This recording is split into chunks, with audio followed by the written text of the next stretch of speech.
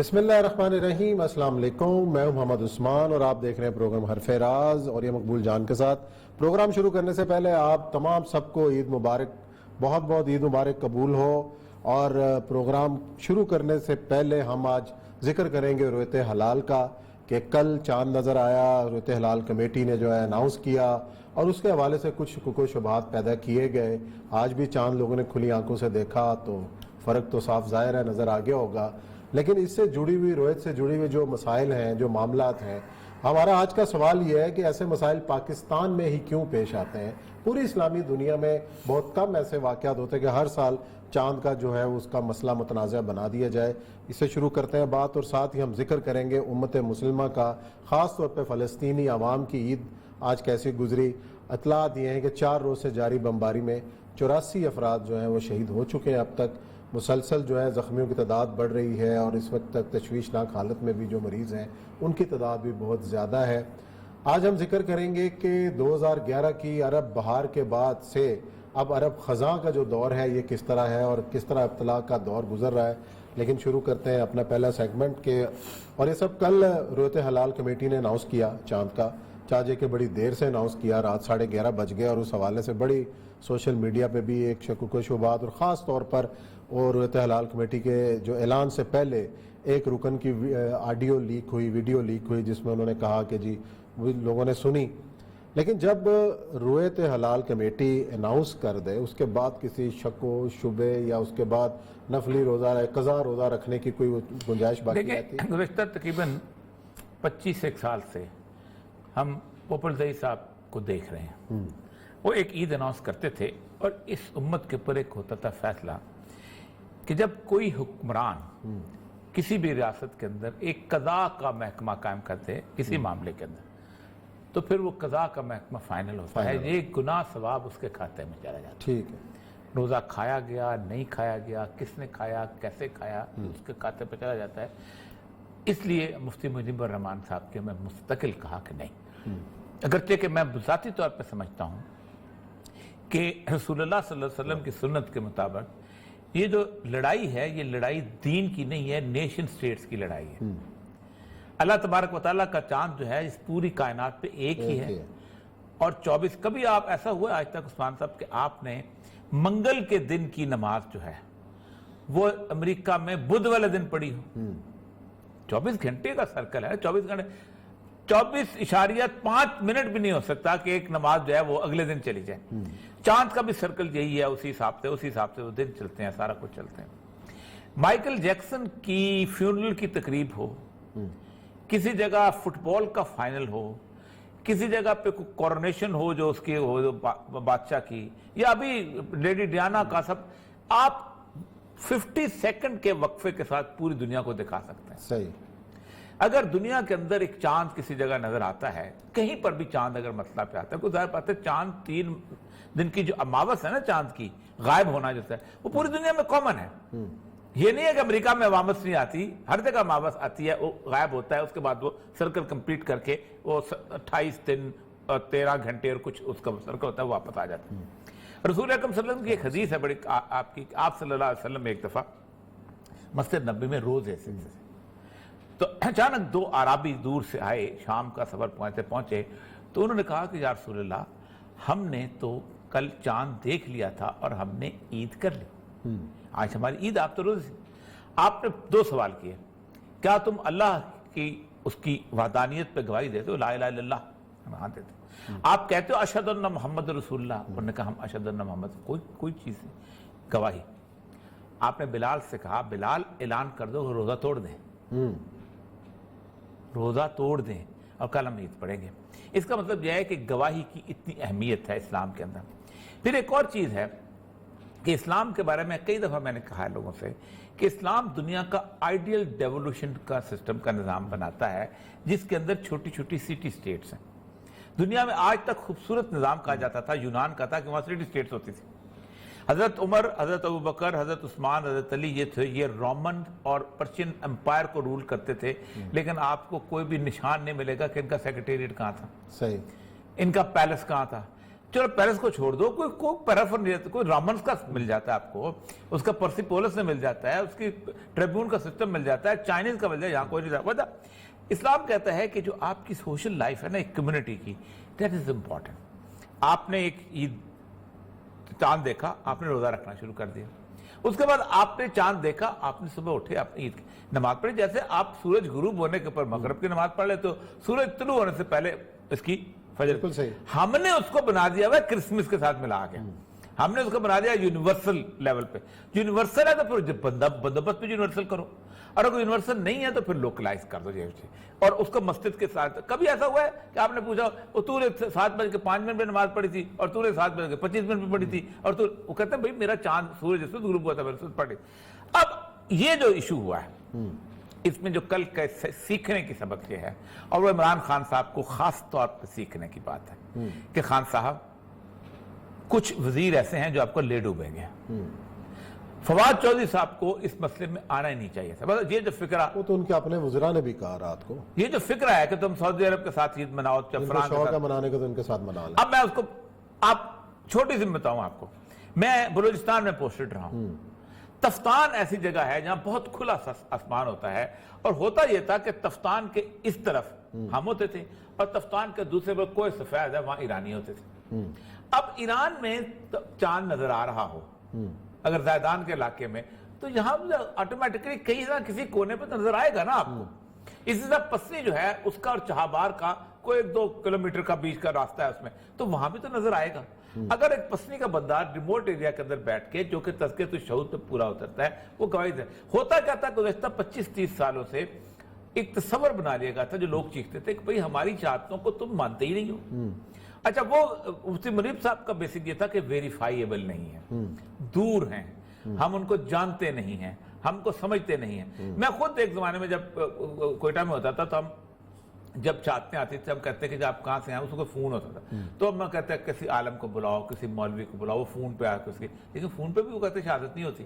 نہیں, اچھا, تو یہ جو تصدیق ہوتی ہے روہت کے پاس, جو شہادتیں آتی ہیں, جیسے کل بھی آئیں, بلوچستان سے آئیں, کے پی سے آئیں, تو یہ پھر تصدیق کا عمل ڈی سی حضرات کے پاس دیتے ہیں. اس کا پروسیس کیا ہے؟ ہر ڈی سی جو ہوتا ہے نا وہ ایک رویت ہلال کمیٹی کا بلاتا ہے, مجلس بلاتا ہے. ٹھیک ہے, وہ اپنے ضلع اپنے ڈسٹرکٹ دفتر کے اندر باقاعدہ افطاری بھی کراتا ہے, سب کچھ کراتا ہے. وہ سارے اوپر بیٹھ کے وہ ڈی سی کے پاس جب کوئی آئے جائے, رویت آ جائے, اس کے پاس جو چیزیں آ جائیں تو اس کی گواہی لیتے ہیں, اس کو ریکارڈ کر کے وہ بھیج دیتے ہیں. وہ پھر آگے جاتا ہے, وہ صوبائی اس کو بھیج دیتا ہے, صوبائی کمیٹی. پھر صوبائی کمیٹی والے جو ہیں وہ مرکز کو.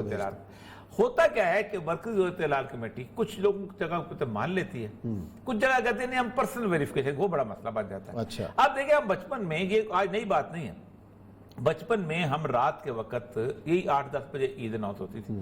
مجھے یاد ہے اچھی طرح کہ ہماری والدہ جو تھیں وہ باقاعدہ مہندی, اس وقت مہندی ایک رات پہلے لگائی جاتی تھی, وہ مہندی باقاعدہ وہ گھول کے رکھی ہوتی تھی کہ یہ مولوی بولے جیسے ریڈیو سے تو ہم لوگوں کو مہندی لگائیں بچیوں کو, سارا کوئی یہ حالت ہوتی تھی. سلٹ میں چاند نظر آتا تھا, اچھا, ہم یہاں عید کرتے تھے. چٹاگانگ میں چاند نظر آتا, ہم جہاں عید کرتے تھے. بنگلہ دیش بیچ میں 1000 میل کا انڈیا ہوتا تھا پورا. اصل مسئلہ یہ ہے کہ یہ جو باؤنڈریز ہیں نیشن اسٹیٹ, ایسے متنازع کب سے ہونا شروع ہوا؟ یہ ایوب خان کے زمانے میں پہلے دفعہ ہوا تھا. اتشام الحق تھانوی صاحب, دیکھیں 2 فرق دیکھیں. آج میں ایک بات, اس زمانے میں اتشام الحق تھانوی صاحب تھے اس کے سربراہ روہت کے, تو ہوا اگر اسی طرح آ گیا کہ 2 جمعے جب 2 خطبے ہوں گے تو بادشاہ گیا. اچھا, یہ بھی آپ نے وضاحت کرنی ہے کہ کیا واقعی گیا؟ نہیں, کوئی اللہ کی رحمت ہے, ایک جگہ پہ اللہ کی رحمت ہو رہی ہے. 2 خطبے اگر ہو رہے ہیں تو ایک صبح بھی خطبہ آ رہا ہے تو رحمت ہوگی. اچھا, لیکن ہم 2 خطبے سے بادشاہ گیا. اب اس میں ہوا یہ کہ انہوں نے شور مچایا کہ یہ بدشگونی اور یہ ہو جائے گا, میرے چلے جائے گا, جیسے ہمارے ہوتے ہیں. اور میں جانتا ہوں ان بیوروکریٹ سے جس نے ایوب خان کو کہا, انہوں نے کہا کہ آپ اناؤنس کر دو. 12:15 بجے رات کو اناؤنس ہوا کہ صبح عید ہے. میرے والد اس وقت میونسپل کمیٹی میں سرکاری ملازم تھے. اچھا, ڈاماڈول. آپ اندازہ کریں کہ پاکستان میں 99% علماء نے ایوب خان کی عید نہیں پڑھی تھی. میرے والد سرکاری ملازم ہوتے, انگلی پکڑی تھی, انہوں نے کہا ہم جمعے والے دن پڑھیں گے, اگلے دن جا کے. ہم نے روزہ رکھا تھا اور جمعے ڈیفائی کیا تھا. اس دفعہ 99% علماء نے ان کے ساتھ پڑھیے. جنہوں نے اعتراض بھی کیا انہوں نے یہ بھی کہا کہ جناب ہم اجتماعیت کے ساتھ. تو یہ بڑی سی بات ہے. بعد میں بات ہے اس سے بعد فواد چودھری صاحب کو یا اس قبیل کے لوگوں کو اس مسئلے میں منہ اپنی چونچ نہیں کھولنی چاہیے, کیونکہ بنیادی طور پر یہ ان کا مسئلہ نہیں ہے. کیونکہ رسول اللہ صلی اللہ علیہ وسلم نے سائنس کی بات نہیں کی.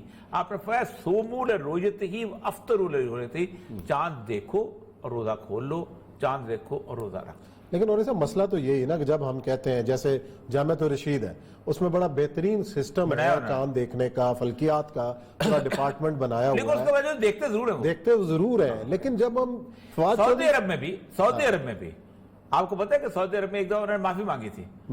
کیوں مانگی تھی؟ کیونکہ کتنا بھی سسٹم ہو, رسول اللہ کی ہدایت ہے کہ چاند جب تک نظر نہ آئے تم عید روزہ نہیں کھول سکتے. کوئی ایک بندہ بے شک, اور پوری امت میں ایک بندہ دیکھ لے آپ کر لو, تو ایک بندہ تو کہیں نہ کہیں دیکھے گا نا یار. تو جب آپ نے کہہ دیا تو آپ نے روزہ رکھنا ہے رسول اللہ صلی اللہ علیہ وسلم کے لیے.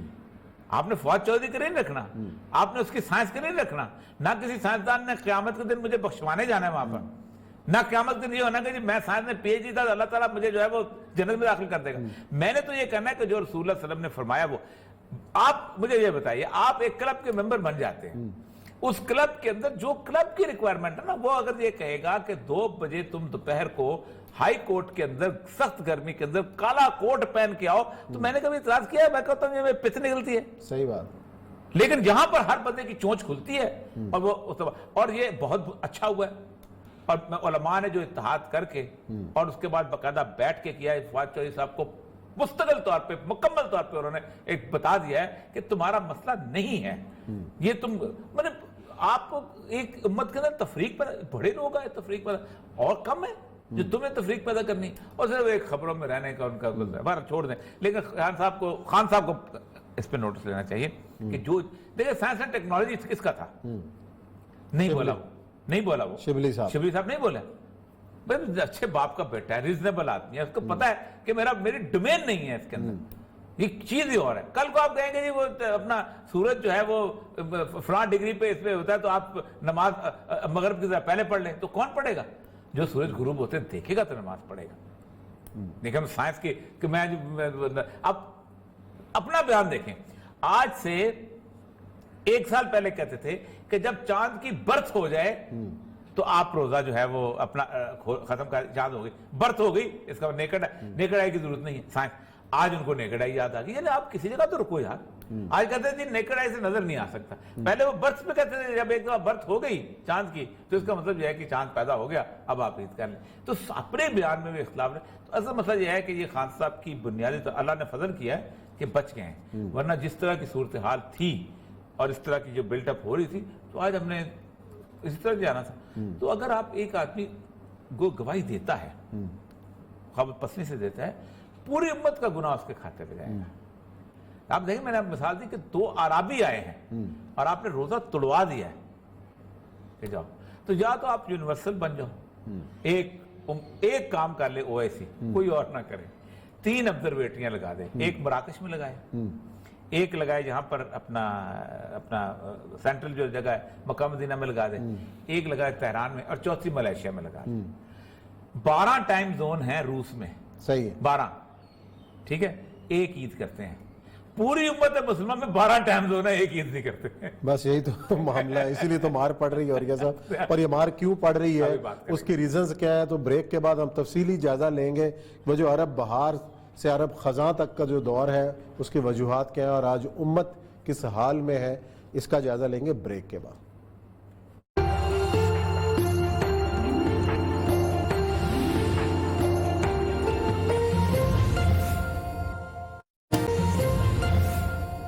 جی ناظرین, بریک کے بعد آپ کو خوش آمدید کہتے ہیں. آج عید کا روز ہے, فلسطین کے اندر بھی آج عید منائے گی, اور جس انداز میں بنائے گی, اسرائیل کے حملوں کی زد میں آج بھی جو ہے وہ جو مجموعی تعداد ہے جہاں باق اور شہید ہونے والوں کی وہ 84 ہو گئی ہے, اور 1000 سے زائد افراد شدید زخمی ہیں, جبکہ اسرائیل کے حملے جاری ہیں. اور جواب میں حماس کی جانب سے بھی کارروائی کا سلسلہ جاری ہے, اور جس سے یہودیوں کے اندر اور خود تل ابیب کے اندر بڑا خوف و ہراس پایا جا رہا ہے، اور جنگ بندی کی بھی بات چیت جو ہے کہیں نہ کہیں شروع ہو گئی ہے.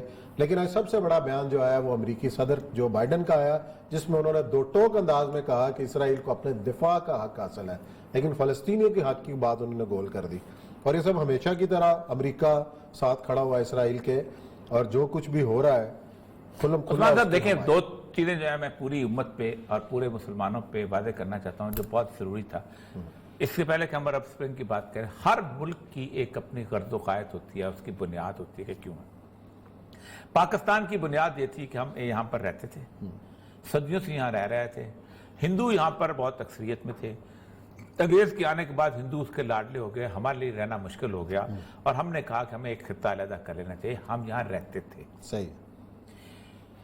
فلسطین کا جو علاقہ ہے، اس میں یروشلم کے ارد گرد حیفا ہے، تل ابیب ہے، غزہ ہے، یہ سارے کا سارا وہ صحرا ہے جس میں بنی اسرائیل 40 سال تک بھٹکتے رہے. کیونکہ حضرت موسیٰ علیہ السلام جس وقت ان کو نجات لے کے آئے تھے، حضرت موسیٰ نے کہا کہ تم فلاں قوم سے لڑو. تو انہوں نے کہا قوم جباری، یہ تو سخت ہے، تو اور تیرا اللہ لڑے، جب میں فارغ ہو جائیں گے. تو اللہ نے کہا پھر ٹھیک ہے، تم یہ 40 سال تک بھٹکتے رہو یہاں پر. اور 40 سال کا مطلب ہے کہ نئی جنریشن آ جائے. اس سے لمبی کہانی میں نہیں کرنا چاہتا کیسے نکلے.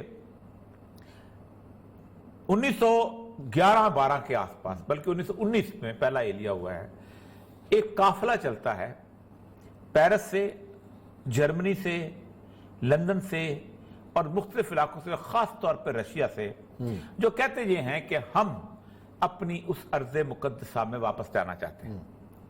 اور کیوں جانا چاہتے ہیں؟ کہ ہم وہاں سے بیٹھ کے ہم پوری دنیا پر ایک عالمی حکومت قائم کریں گے from the throne of the David, جو اس کا تخت ہے اس کے.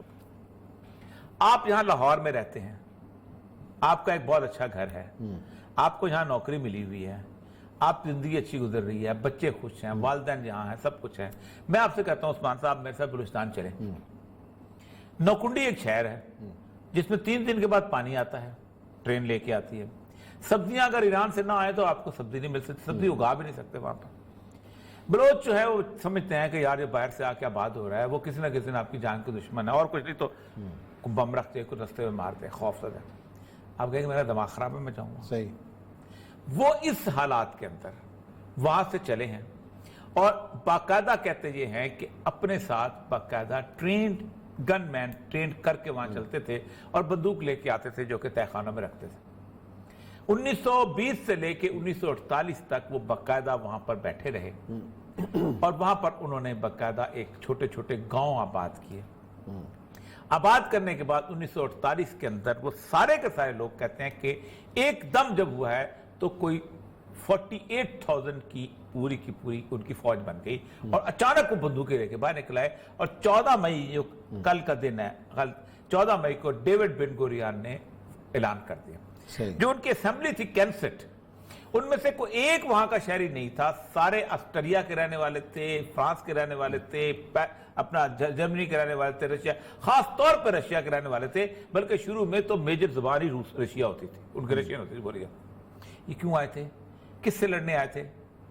اوریہ مقبول جان سے لڑنے آئے تھے، یہ عمران خان سے لڑنے آئے تھے، یہ کنگ عبدالعزیز کی اولادوں سے لڑنے آئے تھے، یہ ایران سے لڑنے آئے تھے، یہ مصر سے لڑنے آئے تھے. اور انہوں نے کہا تھا ہم نے لڑنا ہے، کیونکہ آپ کا پورا علاقہ جو ہے یہ بیسیکلی یہاں پر تو ہم نے حکومت قائم کرنی ہے. یہ امت پہلے لڑی، 48 کی وار ہوئی، اس کے اندر لڑی، تھوڑا بہت جیتنے بنے. اس کے بعد جب ان کو پتہ چل گیا کہ یہ تو بہت کمزور لوگ ہیں، اور آپ اندازہ کریں کہ اتنے نشے میں تھے یہ مسلمان کہ انہوں نے عرب اسرائیل وار کہا، انہوں نے اسلام اور کفر کی جنگ نہیں کہا، اسلام اور یہودیت کی جنگ نہیں کہا. یہ عرب آج بھی دیکھیں، عرب وار، عرب نیشنلزم، جو انہوں نے خلافت عثمانیہ کو توڑا تھا، عرب نیشنلزم کے نعرے پر توڑا تھا. خلافت من القرآن، انہوں نے تو اللہ نے. پھر آخری جو ہوئی ہے 67 میں وار ہوئی ہے، تو ناصر ہوتا تھا بہت بڑا ہیرو تھا کمیونسٹوں کا، ہمارے سیکولرز کا بڑا ہیرو. تو انہوں نے تقریر کی، ہماری خطائیں دیکھیں نا کیسے کہ اس کی تقریر آج بھی ریکارڈ میں ہے کہ اے موسیٰ کے بیٹو، تمہارا فرعون کے بیٹوں سے مقابلہ ہے، اچھا، اور ہم بدلہ لینا ہے. تو کچھ بھی کر لیں، اللہ کو موسیٰ فرعون سے زیادہ پسند ہے کم از کم. ایسی بری شکست ہوئی 67 کے اندر، ان کا قبلہ اول بھی وہ لے گئے، سب کچھ لے گئے، تو پر بات کر دیا، اجر کر دیا۔ اس کے بعد یہ نہیں سنبھلے، انہوں نے اس کے بعد 67 سے لے کے عثمان صاحب، یہ بہت ظالم لوگ ہیں، یہ پورے کے پورے آج تک انہوں نے، بلکہ آج سے کچھ عرصہ پہلے تک حماس وغیرہ آ گئے تھے، اس کے باوجود بھی انہوں نے پوری اس کو ایک نیشن سٹیٹ کی موومنٹ بنائی۔ یہ فلسطینیوں کا گھر تھا تو فلاں، انہوں نے کہا تمہارے سے پہلے ہمارا گھر تھا، جس پہ اقبال نے لکھا تھا نا کہ فلسطین کا یہودی کا اگر حق ہے فلسطین پر تو مسلمان کا اسپین پہ کیوں نہیں آ، تو پھر ہم اسپین جا کے لے، ہمیں اسپین دے دو۔ تو نیشن سٹیٹس کی جنگ لڑی، اس سے پے در پے ان کو شکستیں۔ 73 کی جو وار جیتی ہے سادات نے، وہ بھی اس لیے جیتی تھی کہ امریکہ اس کے ساتھ ٹیسٹ اپروول پہ تھا، کیونکہ وہ رشیا کو چھوڑ کے آ گیا تھا، لابی اس نے بدل دی تھی، اور انہوں نے کیمپ ڈیوڈ میں سمجھوتا کرا کے سارا کچھ بھیج۔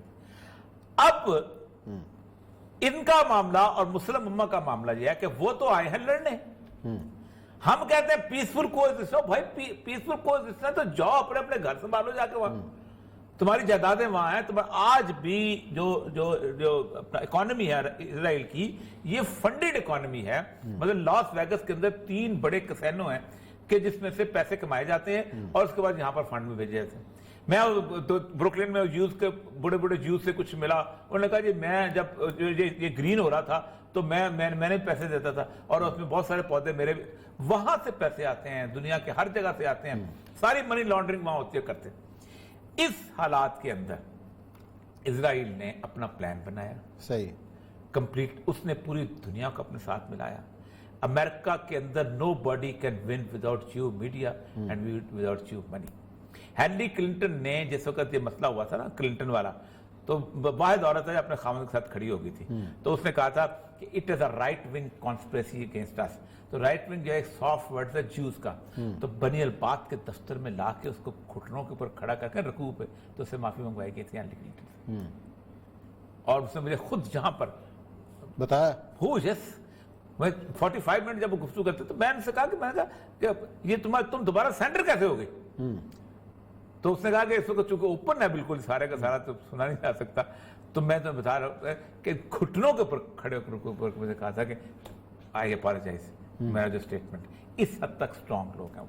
تو آپ اندازہ کریں کہ یہ وہ امریکہ، آج کیوں جو بائیڈن زندہ نہیں رہنا وہاں پر، آپ اندازہ کریں کہ ایک خاندان ہے صرف پورے امریکہ کے اندر جو ان کا فری میسز کا رکن نہیں تھا، کینیڈی خاندان، چھوٹے بچے تک کو انہوں نے مار دیا، کینیڈی کو مارا، اس کے بھائیوں کو مارا، وہ جیکولین کو جو ذلیل رسوا انہوں نے کیا، کبھی اس کی بیوی بنا، کبھی اس کی بیوی بنا۔ وہ ایک بچہ چھوٹا سا تھا جو اس کا کینیڈی کا بیٹا ایڈورڈ کے پتہ نہیں کیا نام تھا، اس کے جنازے کے ساتھ اس کی بڑی خوبصورت تصویر آئی تھی، پورا امریکہ کہتا اتنا پیارا بچہ کا، اس کو مار دیا ابھی 7-8 سال پہلے، خاندان ختم کر دیا۔ تو سو اسٹرانگ، اور پورے کے پورے جو زائنزم موومنٹ ہے اس کے پیچھے سے۔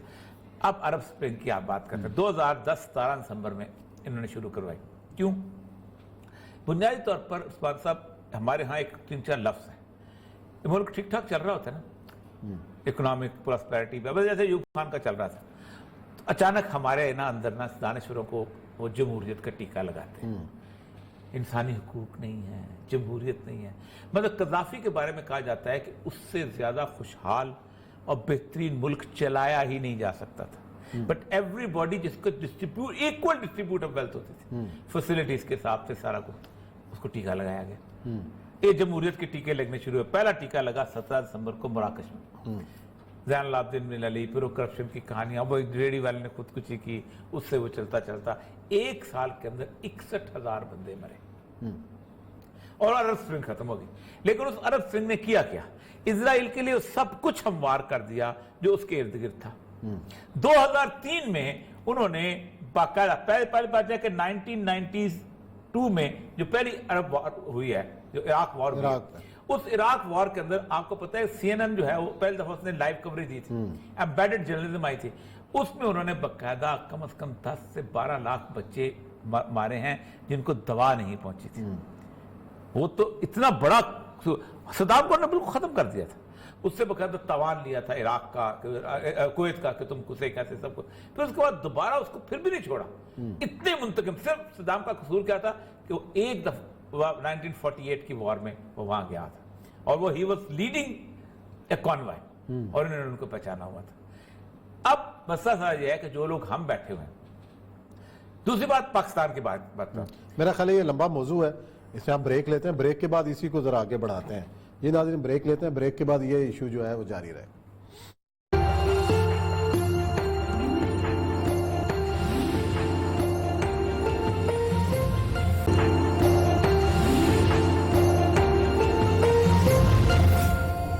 جی ناظرین, پروگرام میں آپ کو خوش آمدید کہتے ہیں. دوبارہ بات ہم کر رہے ہیں کہ اسرائیل کی ریاست کا قیام اور اس کے ساتھ ساتھ جتنے ملک ہیں عرب سپرنگ کا شکار ہوئے, اور اس کے بعد بہار کے بعد اب خزاں ہیں ان ملکوں کے اندر, کس طریقے سے اسرائیل کے لیے آسانیاں پیدا ہو رہی ہیں. اور اب جو ہے پاکستان ایک نظریاتی مملکت, اور پاکستان کے حوالے سے کیا خدشات ہیں, اسرائیل کی اپنی تو آخری جو جنگ لڑی جانی ہے اس حوالے سے. اوریہ صاحب, آپ نے بات کی بریک پہ جانے سے پہلے کہ اب پاکستان کا جب ذکر آتا ہے 67 میں جب یہ فتح ہو گیا تو فتح کا جشن منایا گیا تھا پیرس میں, اور جیوش کرونیکل نے اس جشن کو کور کیا.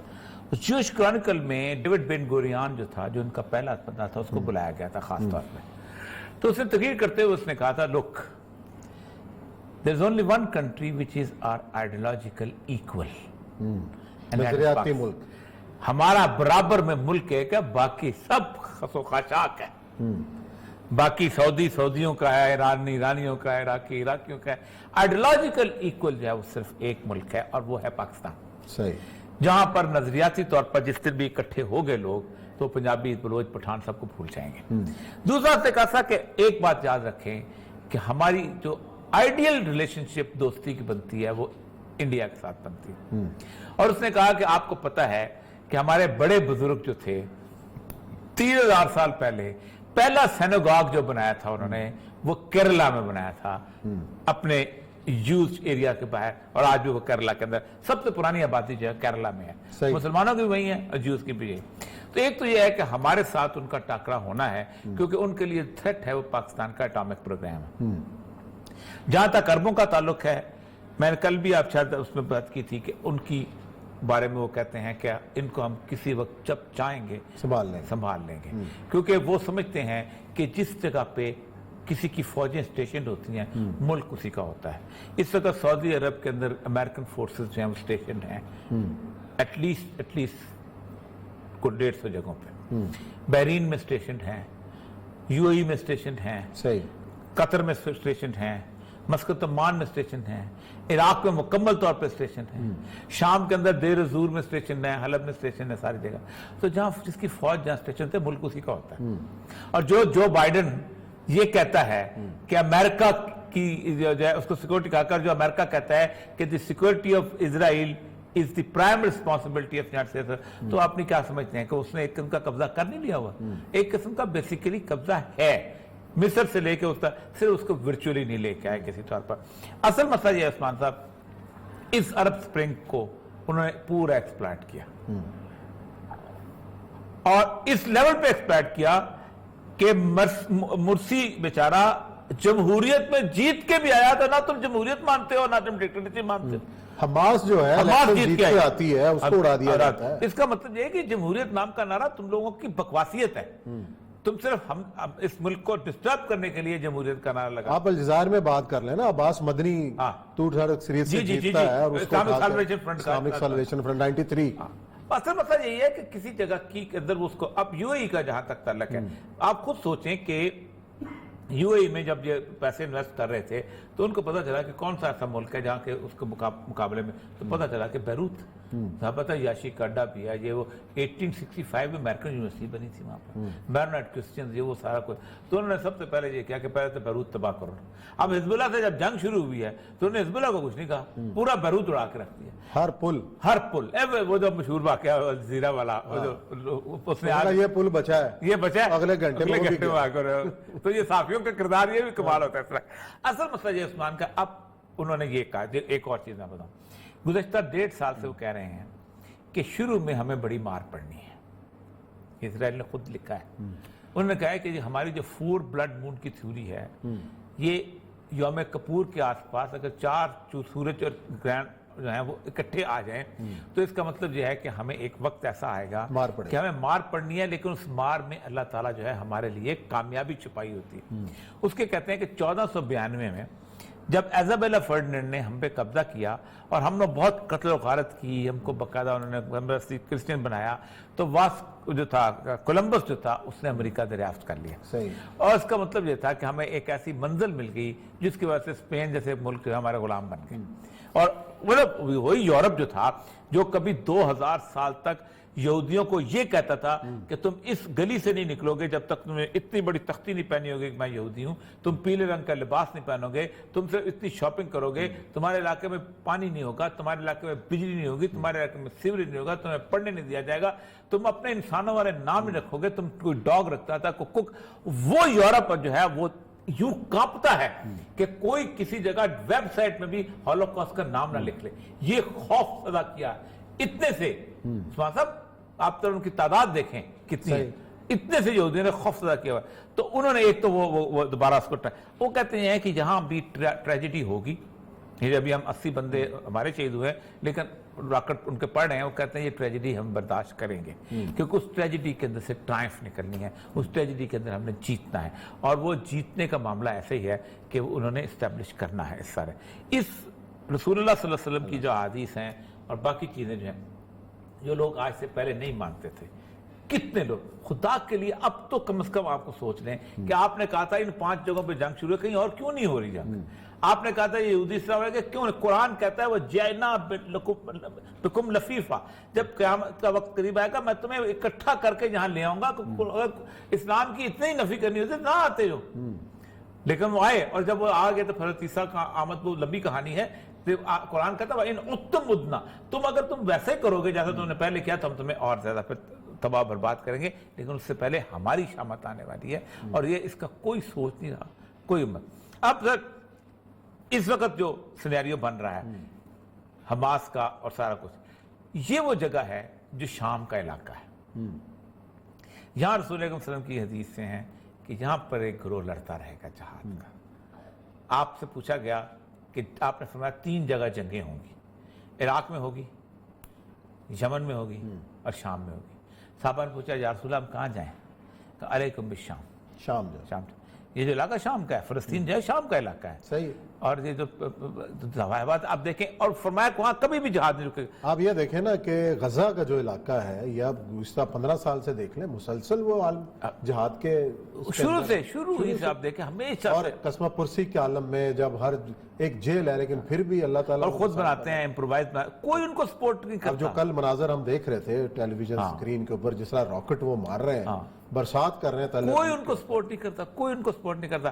یعنی سب سے برا اور سب سے فضول ترین جو کردار ہے وہ مصر کی حکومت کا ہے کہ مصر نے ان کے، وہ مصر کے ملک کے اندر ہیں سارے، ایک طرف سمندر ہے، 3 طرف مصر ہے، اور مصر کے ملک کے اندر ان کے راستہ نہیں کھلتا۔ اور جب مرسی کو نکالا ہے انہوں نے اور اس کے بعد سی سی صاحب آئے تو ساری سرنگیں بند کر بند ان کی نقل و حرکت بند کر آپ دیکھیں جس وقت یہ سارے کا سارا شروع ہوا تھا، جس میں وہ خاتونیں جو انگلینڈ سے ہی پہنچی تھی، جو ایمبولینس سے وغیرہ چیزیں، آپ دیکھیں وہ جو رفح بارڈر ہے اس کے باہر آپ کو 3-4 چائے کی چھوٹی چھوٹی دکانیں ملیں گی، بالکل ایسی اگر کہ ریموٹ کہیں چلے جائیں نا آپ وزیر خان کے علاقے میں یا بلوچستان کے کسی علاقے میں، تو آپ کو ایک کچی سی ملے گی، اس طرح کی تھی، اور وہاں بیچارے وہ چائے وائے ہوٹل ووٹل وہیں پر انٹرنیشنل فرینڈس آفس بھی رہتے تھے، لیکن نہیں آنے جانے دیتے تھے۔ اور جہاں تک اس بات کا تعلق ہے کہ ہم اس طرح آنکھیں بند کر لیں گے تو ہمارے اوپر شامت نہیں آئے گی، میں صرف شام کے لوگوں سے کہتا ہوتا تھا، میں اگر تم لوگوں کو اللہ تعالیٰ نے ایک ایسی سرزمین دی ہے کہ جس کے بارے میں اللہ کے رسول نے خاص طور پر فرمایا کہ یہاں میرے ابدال رہتے ہیں، تم اگر ساتھ نہیں ہوگے تمہارے ساتھ برا ہوگا۔ شام کے وہ لوگ ہیں کہ جہاں عام غریب لوگ نہیں تھے، مڈل کلاس لوگ، بہت اچھے لوگ کھاتے پیتے صاحب اللہ تعالیٰ اس وقت سے بچائے جس میں شام کے بچے زندگی گزار رہے ہیں، جس میں شام کی عورت، وہ ایک میں آج دیکھ رہا تھا ایک ویڈیو، اس میں خشک روٹی جو ہے انہوں نے سنبھال کے رکھی ہوتی ہے، گیلی کر کے کھا رہے ہیں، گیلی کر کے کھاتے ہیں کہ جب روٹی نہیں ہوگی تو ہم یہ کھائیں گے۔ تو اللہ تعالیٰ سے وقت چلے جی پروگرام ختم کرتے ہیں۔ پروگرام ختم کرنے سے پہلے پھر آپ سب کو عید کی مبارکباد، اور عید کے ان لمحات کے اندر ان تمام لوگوں کو یاد ضرور رکھیں کہ جو مستحق ہیں، اور خاص طور پر کشمیر کے مسلمان، فلسطین کے مسلمان جن حالات سے گزرے ہیں، ان کو اپنی دعا میں یاد رکھیں۔ اللہ حافظ۔